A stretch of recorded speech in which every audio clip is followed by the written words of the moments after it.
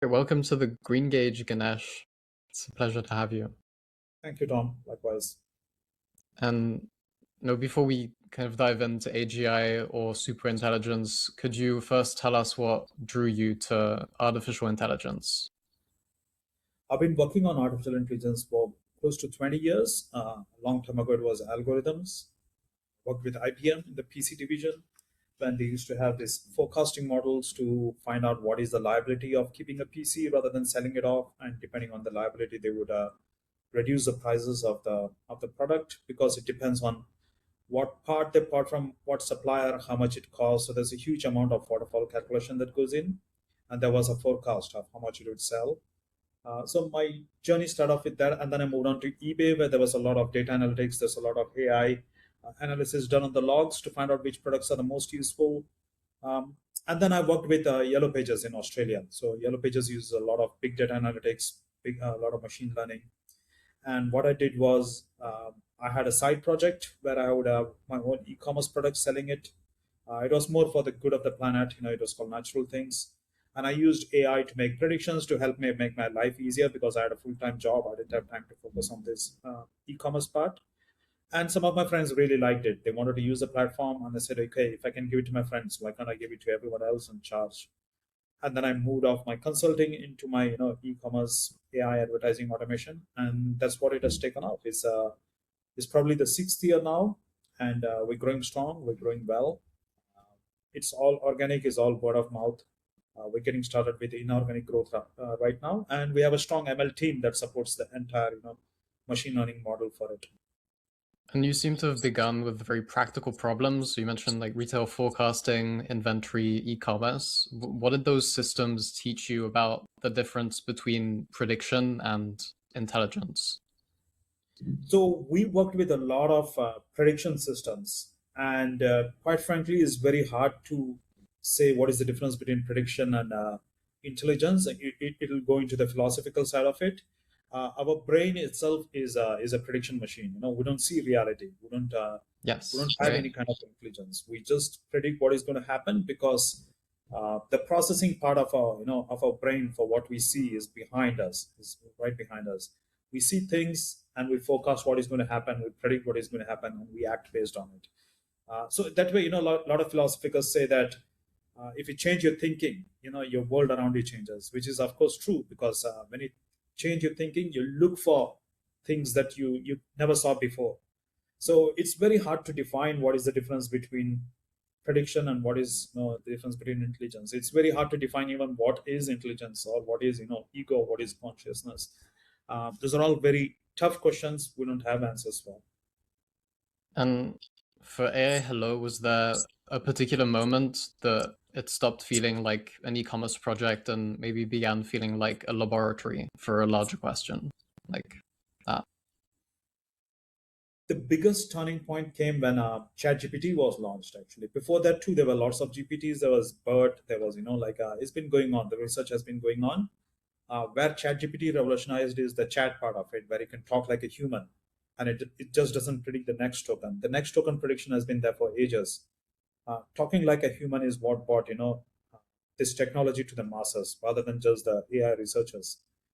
And at that time, it was kind of a watershed for us. We had AI hello domain for such a long time. You could say hello to AI, and we were launching products. We were putting a lot of effort into prediction algorithms, neural networks.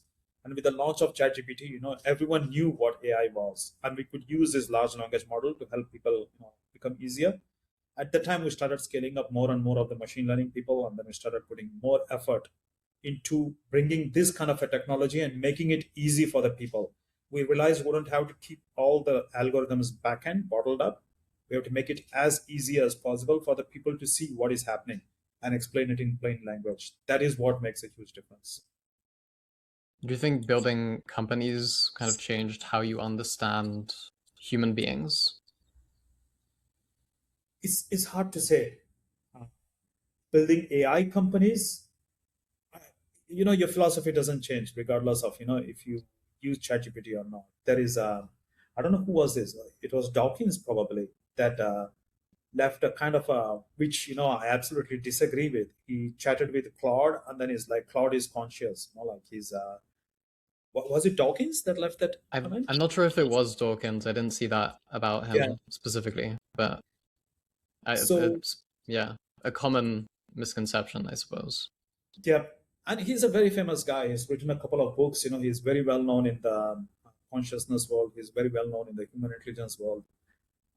And he left a comment saying that Claude is consciousness, which was actually pretty, in my opinion, not an intelligent, thing to say, because these are all just next token predictions.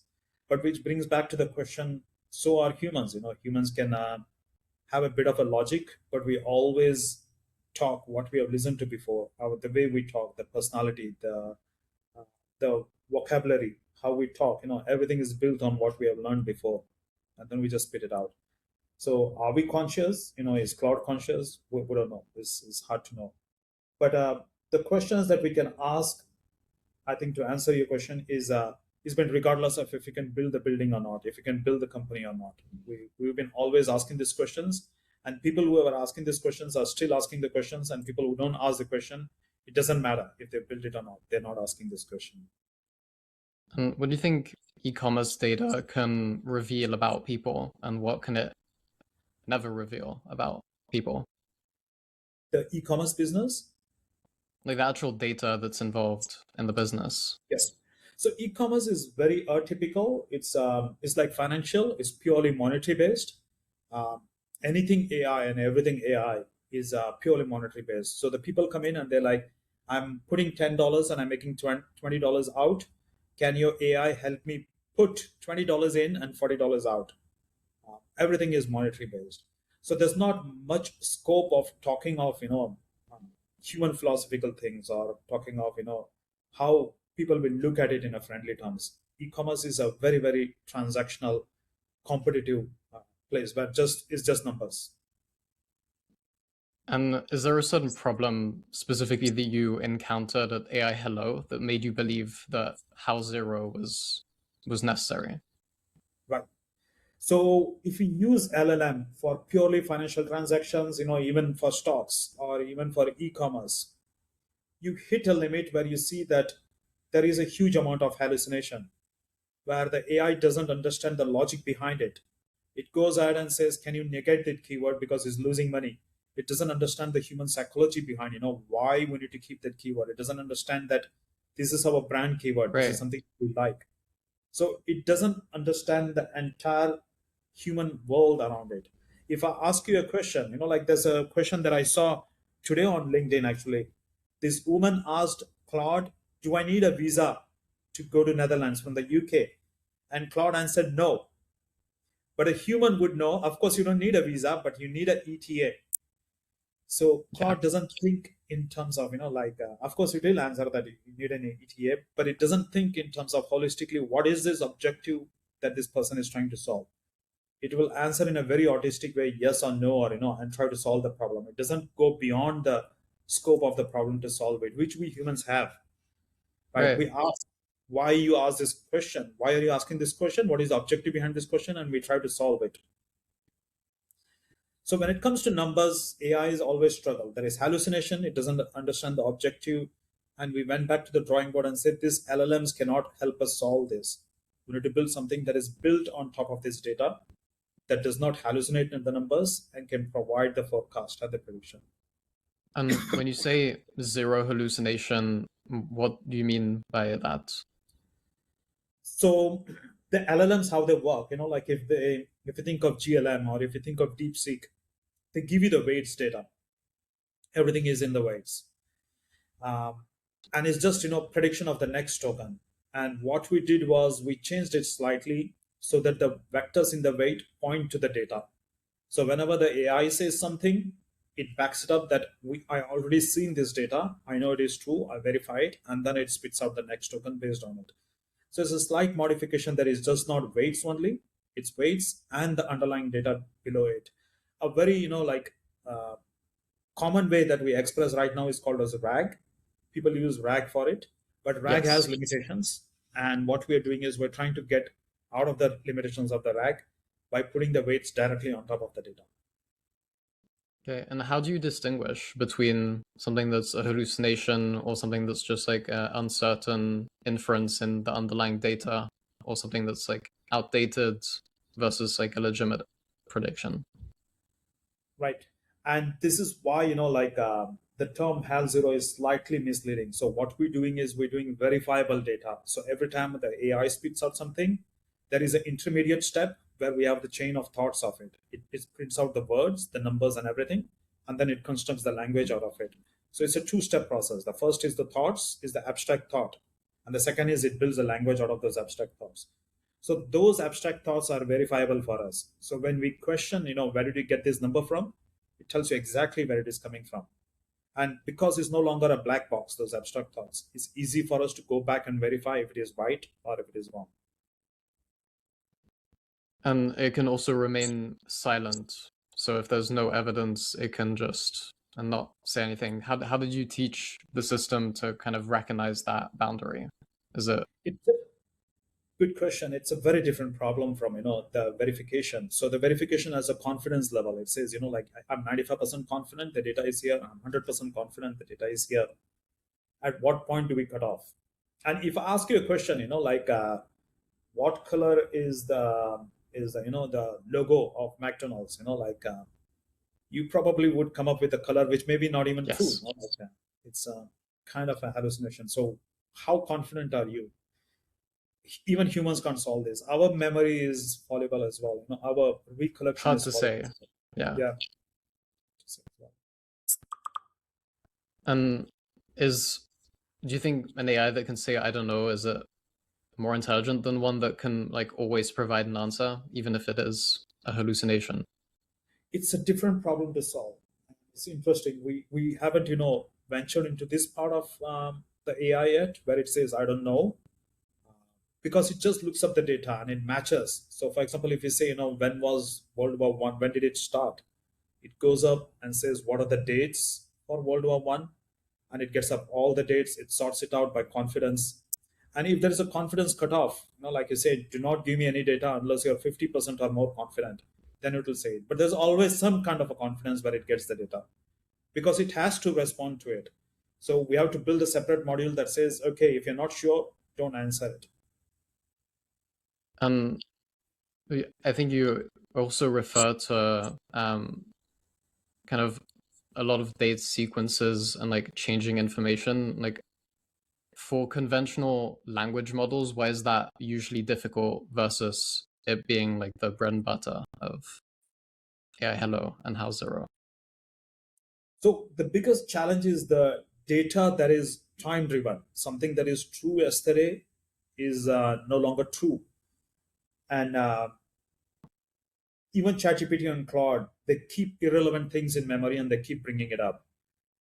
There was one of the user for Claude that she sent a message saying that she had talked about her stomach bug like 3 months ago, and how she had a stomach bug and she couldn't eat.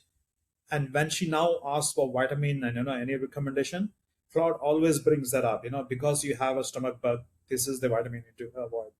Claude doesn't understand that the time has passed. They don't have the concept of time. So again, this is a different problem to have, where these large language models need to understand that there is a concept of time, that time passes by. There's a limit on the amount of stuff that you have. You cannot make it forget something. Once it is into the vector, you cannot make it forget that this thing is over. And do you think a system could become so cautious that it avoids hallucination but kind of becomes less useful or even not useful at all? Interesting question. Hard to say. I mean, do humans become less useful if they are hallucinating less? Probably yes. Like I would say yes. Again, it depends on what is the level of hallucination that we are willing to accept. How much hallucination are we willing to say is okay? And if we can verify, and if we can say that there is a confidence next to it, would we trust it? If there was a confidence bar that for each sentence it says, I'm really confident of this, I'm not very confident of this. And what do you think is the difference between like just usual artificial intelligence and artificial super intelligence? Like, is there a fundamental ingredient that you believe that some models are missing? It depends on what subject of artificial superintelligence you're talking of. If you take off chess, of course, we've reached ASI. Some of the latest stockfish engines can beat the best in the world. Many times over. They can play blindfolded and beat the best chess players, even Magnus. Uh, over and over without any chance of losing. So when you talk of artificial superintelligence, it's a narrow subject in which the AI is much better than a human being. And one of the most interesting concept would be in biology, or human biology to be specific. Can the ASI answer questions about human biology in a much precise and much more intelligent way than humans? Then would have reached some kind of a singularity with human biology. We can upgrade ourselves. We can increase our own health. We can focus more on our own health. Old age won't be an issue. We'll be aging more gracefully. So there are things that can be done with AI. Again, it depends on if we can achieve ASI in a particular subject. And do you think predicting the next words is different, obviously, from understanding the world, or would if it's sufficiently powerful prediction, could it eventually become that kind of understanding? I have a very strong opinion on this. I think the next word prediction is not where the things are going to stand. I agree with Jan LeCun from Meta that the next word tokenization is next word prediction is not where AI is. It's an average of the sum of the words that it has seen in its in the future. And I always ask the question: if the model has been trained that the sun is green for all the training data, can it look at the sun once and say all my training data has been wrong? Can it argue with the training data? And the moment it can argue with the training data is where we can say that, okay, the model has the ability to think on its own. Right now, they don't. Right. Do you think that intelligence or intelligence in general, does it require kind of a direct experience of the world, or can it actually emerge from that, from just language and data?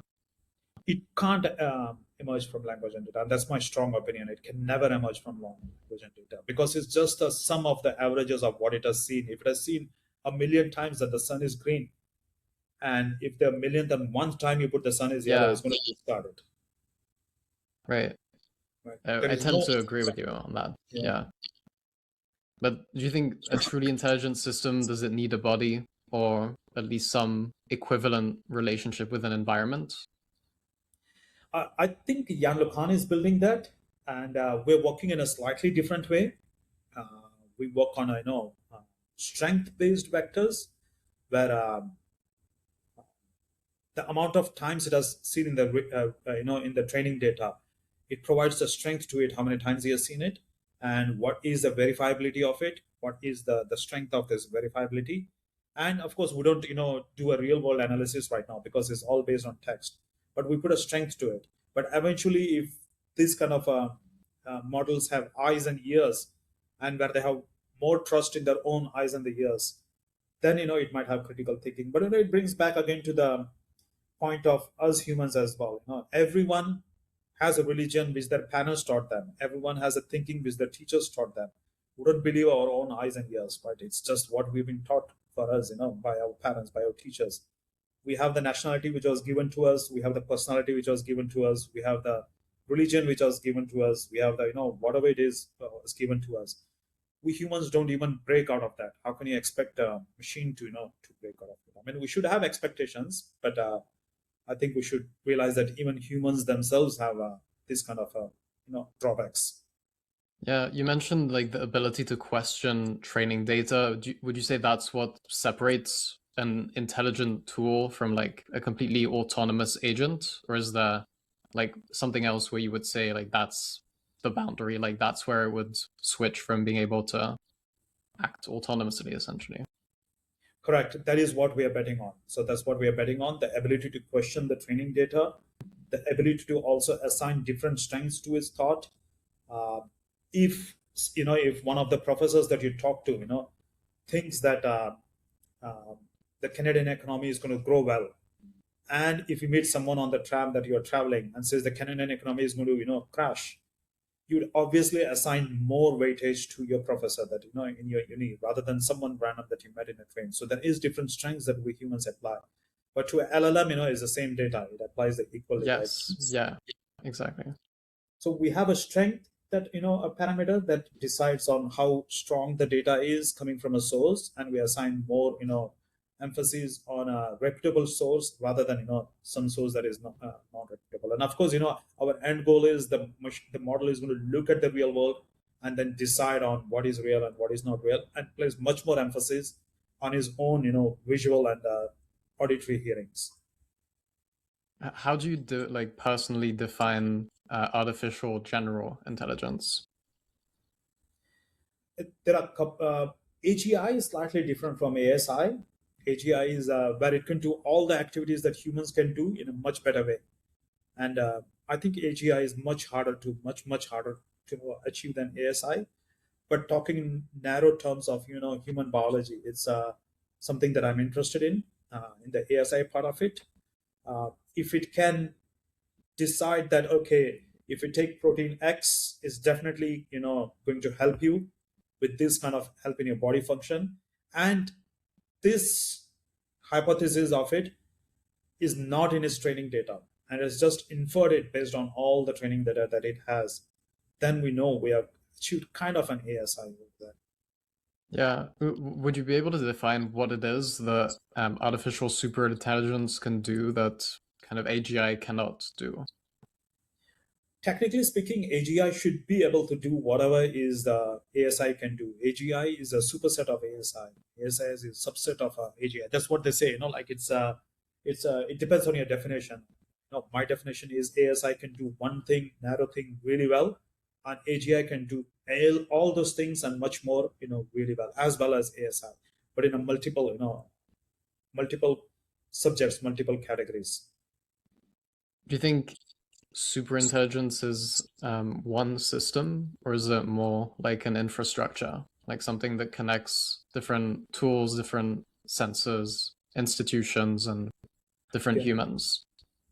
It has to be different systems because even our brain is made of multiple regions. It has one part is the ego, one part is the consciousness, one part is the one that visual process the visualization, one part is the auditory. They all work together, and there's a different kind of routing mechanism. One part of the brain does autonomous things like your breathing, twitching, whatever it is. Those are the things. So they all have to work together, and there has to be a router that knows where to route. The eye signal comes in, and the brain knows where to route it. It routes it to the back. The ear signal comes in, sound, and it routes it to the right part of the brain. The logic is different. The emotion is different. So it has to be multiple systems working together, and it has to be coherent as well. There has to be something that is managing all of this and then orchestrating the entire intelligence. So to answer your question, yes, it has to be different systems, it has to be different architecture, it has to be routing, there has to be someone that has to orchestrate the whole stuff. The logic part is different from the data retrieval part, is different from the emotions. I don't even know if machines need emotions. Yeah, you mentioned something like orchestrating. Do you think consciousness is necessary for general intelligence or not? It can we define consciousness? Like is a person that is I don't think we really, can yet, yeah. but Do you think a person that is very low on the IQ, 80 IQ, has consciousness? And if a person is like really high IQ, 140, 150 IQ, and they're sleeping, do they have consciousness? Uh, in my opinion, like it's, I could be wrong. I think consciousness is just an illusion that we have because it's thinking from an egocentric view. Is what the brain has is called as a default mode network, where it's thinking from your perspective, and we assign the term consciousness for it, but it's nothing except intelligence thinking from the perspective of us.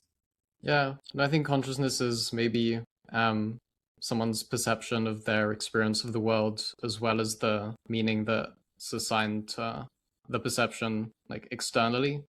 Yeah. So, like the senses and an embodiment, and yeah, I think that's. I'm wondering if, like, when would we know even if AGI had arrived?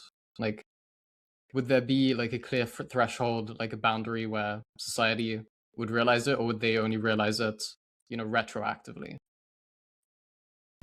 So, would we recognize AGI? I think we should be pretty well able to. Although, the opinion is if a cow is standing on the road and we are crossing the road at a crosswalk, the cow thinks we are as intelligent as the cow because we're both on the road.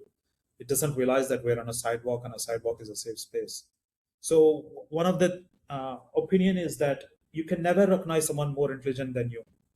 And from your perspective, everyone who is more idiotic than you and is more intelligent than you, they both appear idiotic. And you won't know the reason why a smart person is smart. And I tend to believe this. So, given that, would we be able to recognize that this is AGI?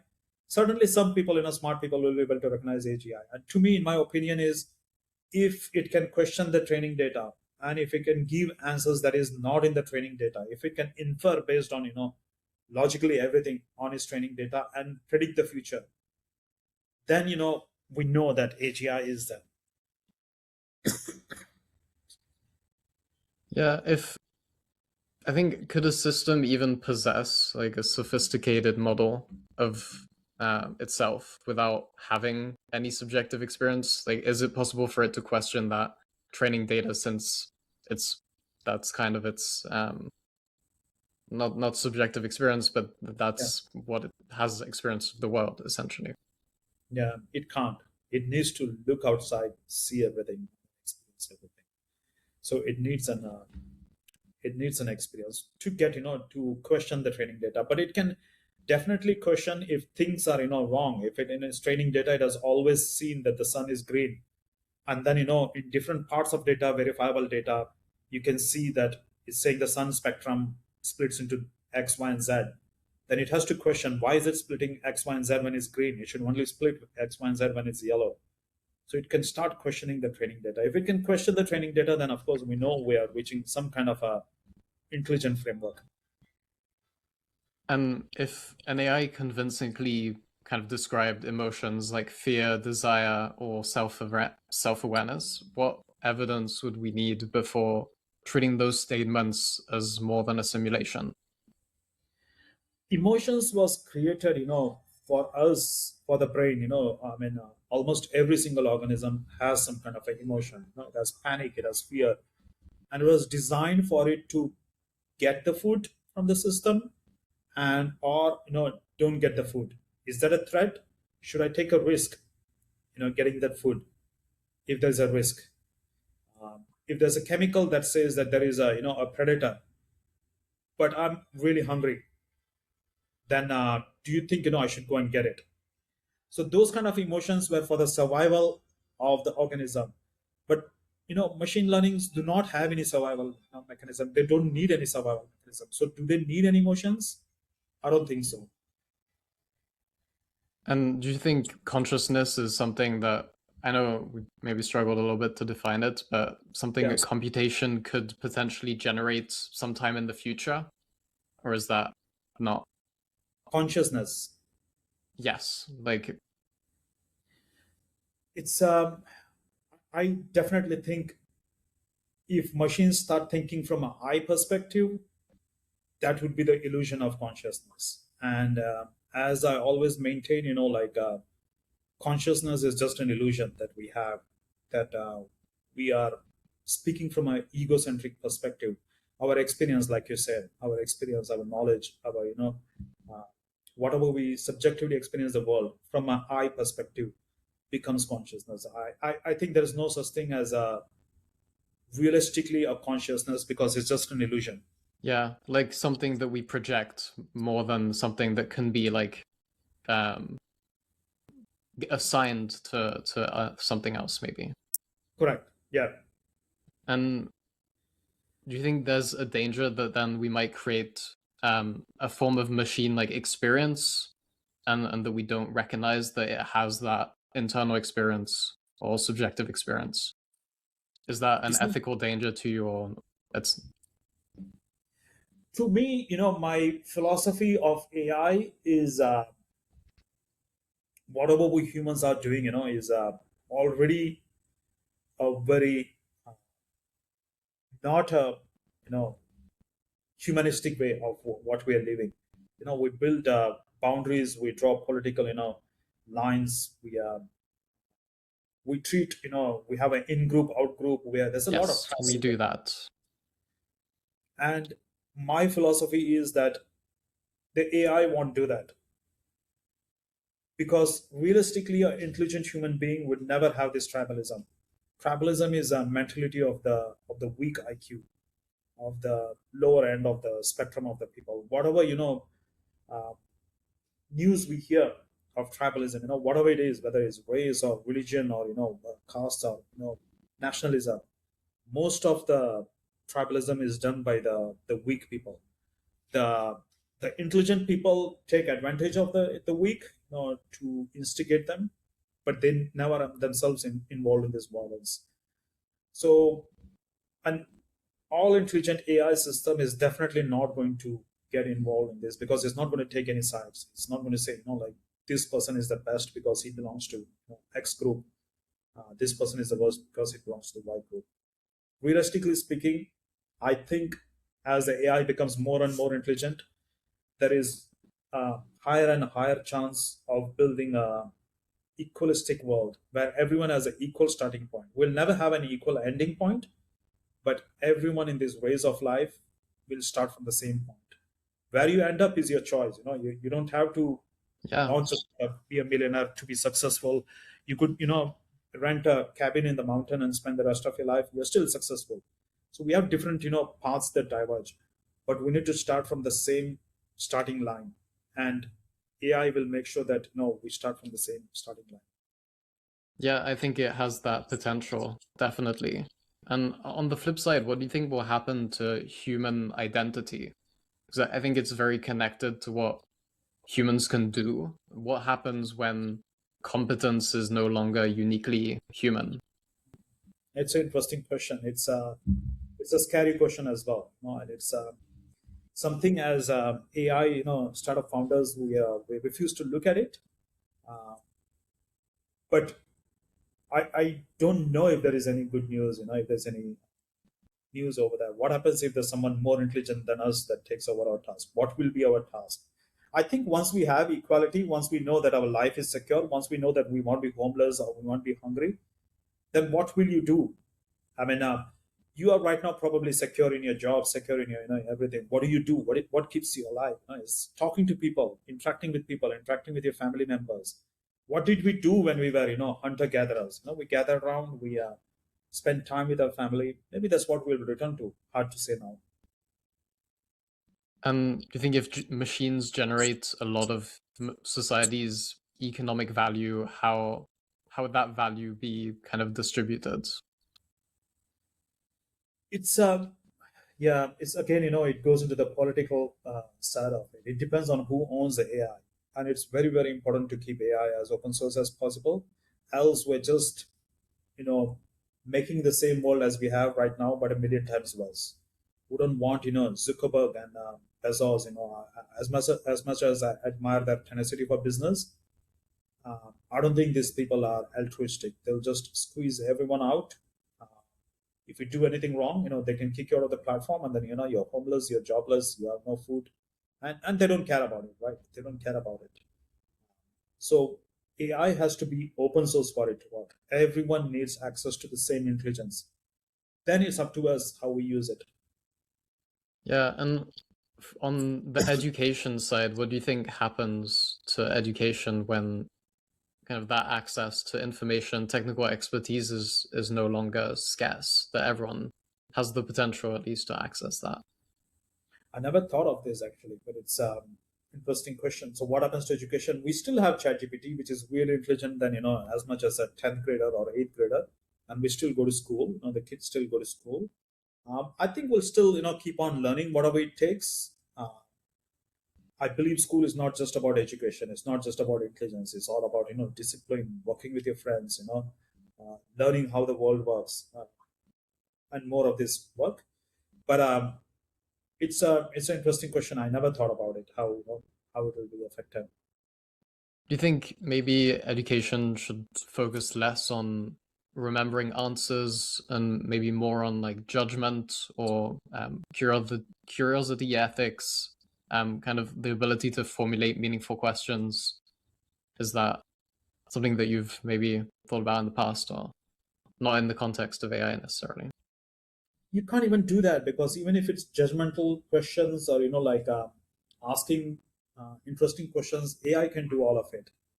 So where do we stand? Like, where do we what do we do?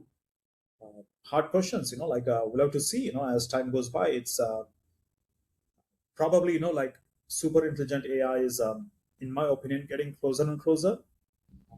If we skip the LLM and we go to a different kind of a model where the model can, reason question, then we might be there. But again, it brings back to the question: what we'll do with schools. Schools should continue on, of course. We can't get rid of schools. But what do we learn? I think the education board has to be on top of it. Yeah, which hasn't really been the case. I think it's a hard question. Well, with advances in technology, it's always the case that regulation lags behind by a substantial amount, and education is no different. But do Yep. you think what about the question of human agency? How will that reflect on human agency, and what about the widespread reliance on these kinds of systems?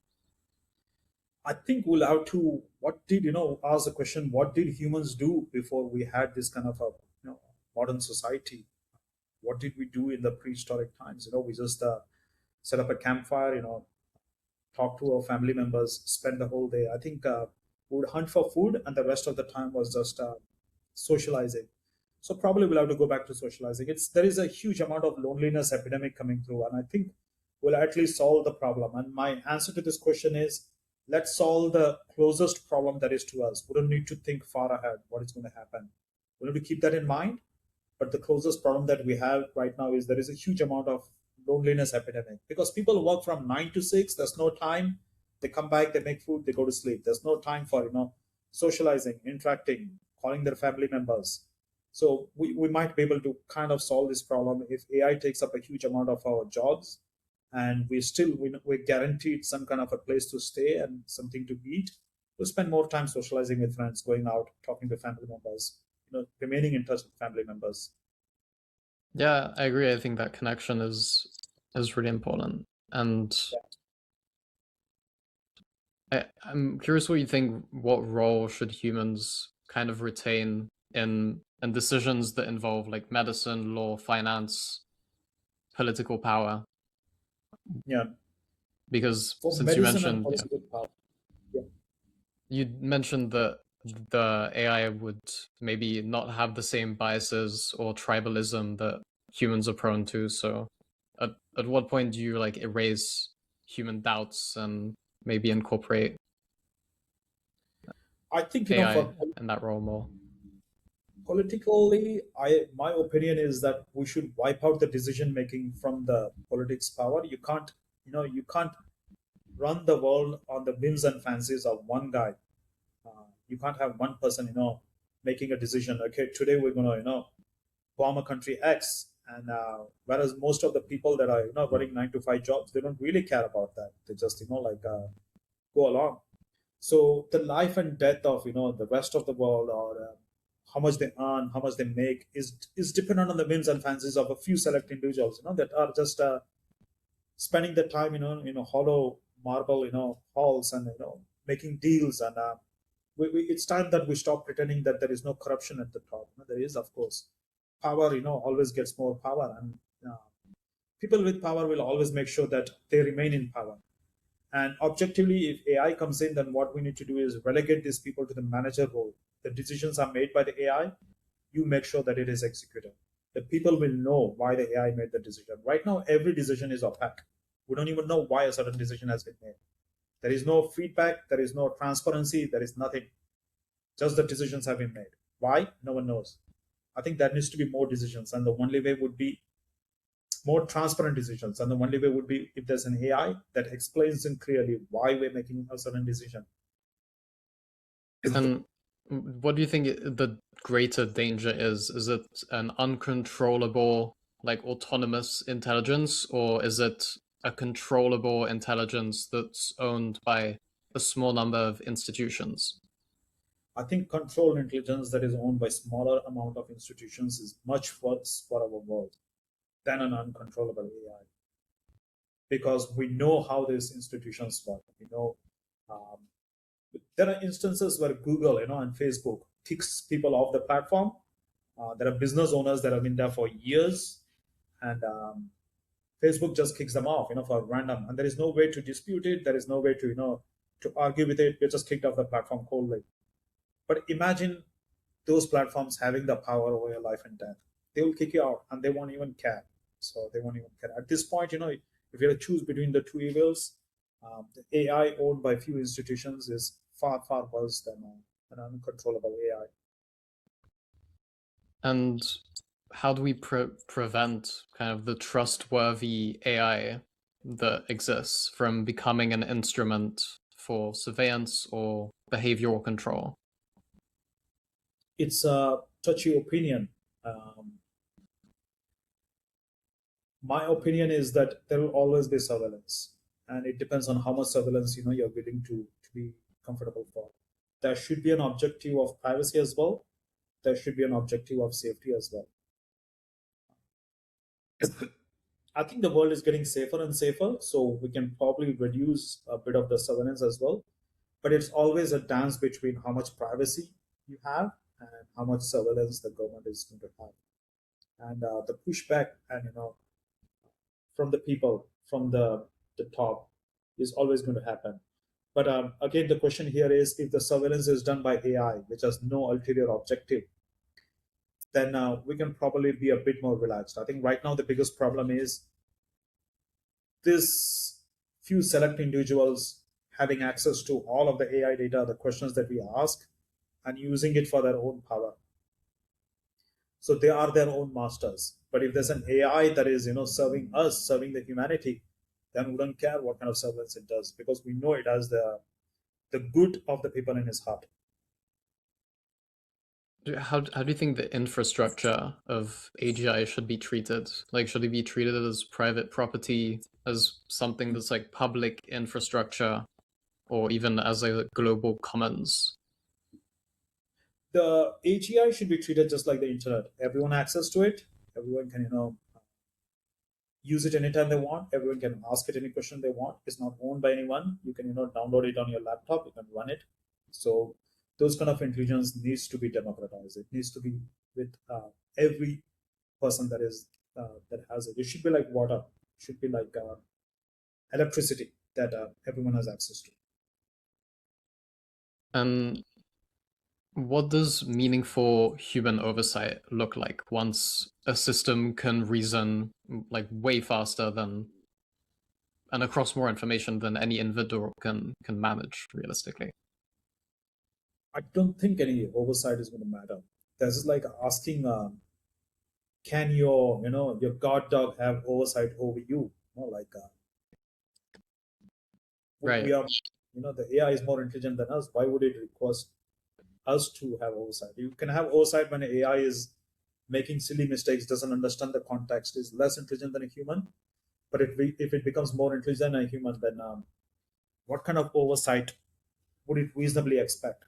Where do you think it's going to draw a line? Okay, I'm not going to do it, even though it's much more intelligent, it's much more pragmatic, it's much more useful, just because the human asked me not to do it.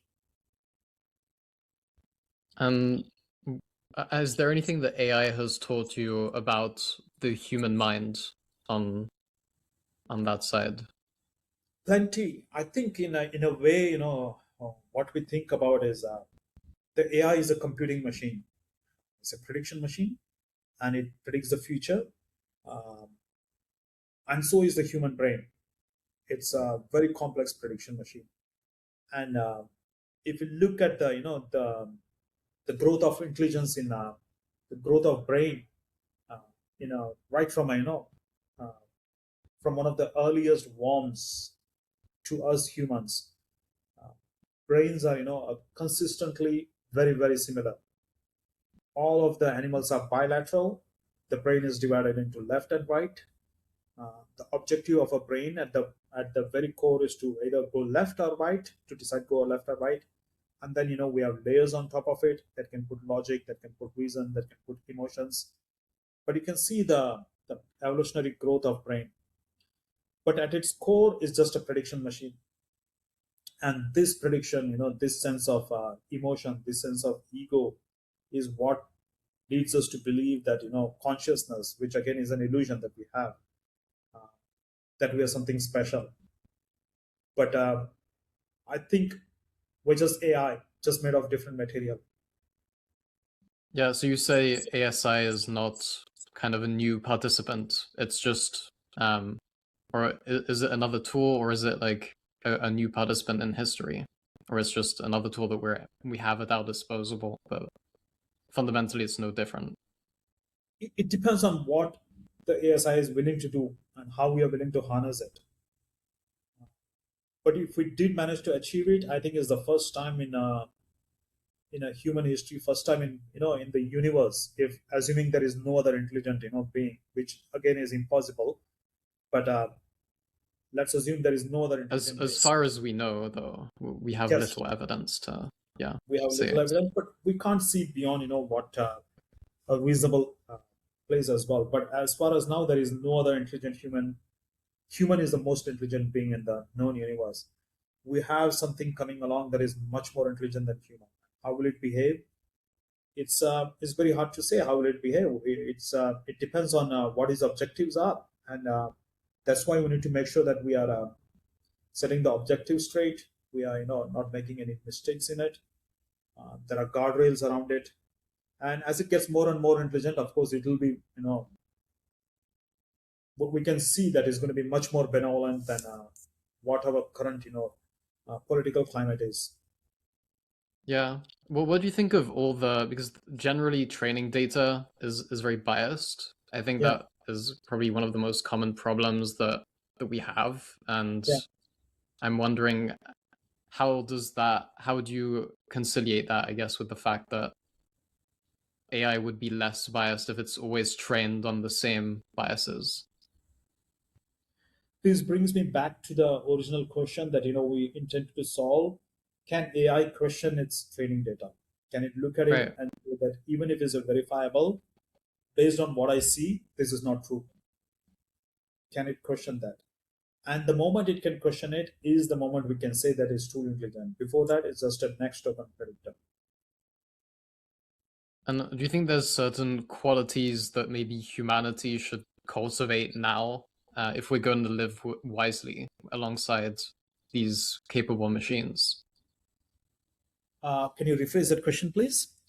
Yeah, so how should maybe what skills or qualities should humans cultivate to be able to live with increasingly intelligent artificial intelligence?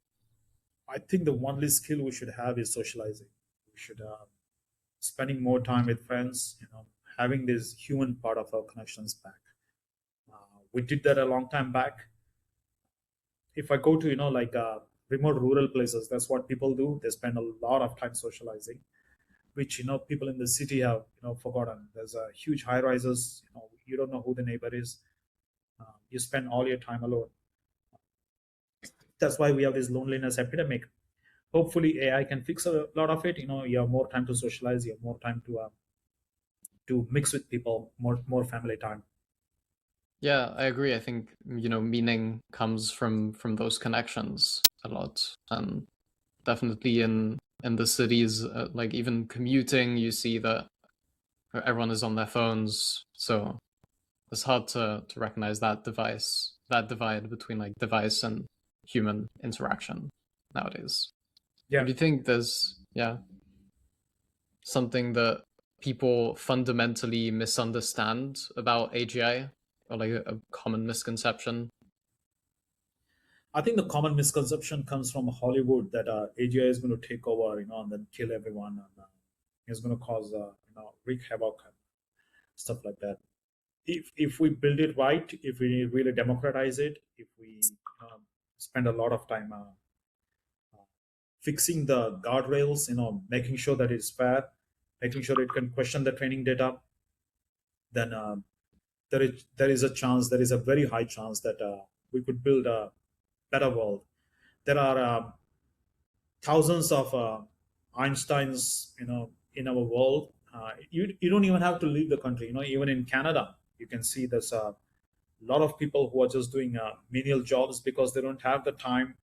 They are intelligent, but they do not have enough bandwidth or capacity to leave the job and focus on what is truly pushing the limits of humanity work. They have the capability, they have the mental capability, they have the drive, but they are so engrossed with the 9 to 5 jobs that they can no longer take the foot off the pedal and focus on something interesting. I think the biggest push for AI will not come from AI, will come from all the fed up humans that are free to push the human boundary forward. Is there a question about intelligence that you're still unable to answer, that maybe you think about but you don't have an answer to it? I think about it. I like it's the best way to predict the future is to is to create it. Um, so Yes, we are pushing, I love we that. are pushing the AI to make sure that it's more intelligent, it's more does more of the task, has less is more verifiability. And if we can get verifiability, then we can improve on it. We can keep on improving as long as we verify that it does well. And my push, is the delusional way to make sure that we get some kind of a AGI that can help people make the job much easier, and this helps the people focus more on socializing, interacting, bringing the humanity out. And when you imagine the world like 20 years from now, what role do you hope human beings still choose to play? I think we have to look into moving to other planets, checking out, colonizing the solar system, exploring beyond the stars. That would be the final frontier for humanity. Yeah, I could not agree more.